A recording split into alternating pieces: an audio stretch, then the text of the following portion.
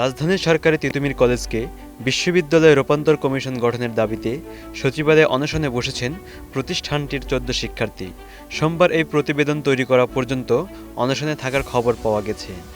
বিশ্ববিদ্যালয় কমিশন গঠনের দাবিতে বেশ কয়েকবার সড়ক অবরোধ করে বিক্ষোভ করেছিলেন তারা। সেই ধারাবাহিকতায় পূর্ব ঘোষণা অনুযায়ী সোমবার সকাল ১১টা থেকে বিকেল ৪টা পর্যন্ত তারা অবরোধ কর্মসূচি পালন করেন। অন্যদিকে শিক্ষার্থীদের একটি প্রতিনিধি দল সচিবালয়ে সরকারের উপদেষ্টাদের সঙ্গে বৈঠক করতে যান। এরপর সন্ধ্যায় আবারও মহাখালীতে সড়ক অবরোধ করেন শিক্ষার্থীরা। অনশনে থাকা শিক্ষার্থীরা হলেন মেহেদী হাসান মাল, মাহমুদুল হাসান, জাহাঙ্গীর সানি, আমিনুল নূর, নুরুদ্দিন জিসান, কাউসার আহমেদ, মোশাররফ হোসেন, তোহা, নূর মোহাম্মদ, হাবিবুল্লাহ রনি, আব্দুল হামিদ, নীরব হোসেন সহ আরও দুজন।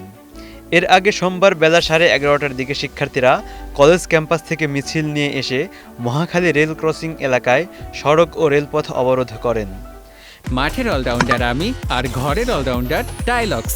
টাইলক্স টয়লেট ক্লিনার, ক্লিন মানেই টাইলক্স। বিকেল 4টা পর্যন্ত এই অবরোধ চলে। পরে অবরোধ তুলে নিয়ে আন্দোলনকারী শিক্ষার্থীদের 12 সদস্যের প্রতিনিধি দল শিক্ষা মন্ত্রণালয়ে বৈঠক করেন। মুসাদ্দিকুর রহমান, 21 টেলিভিশন, ঢাকা।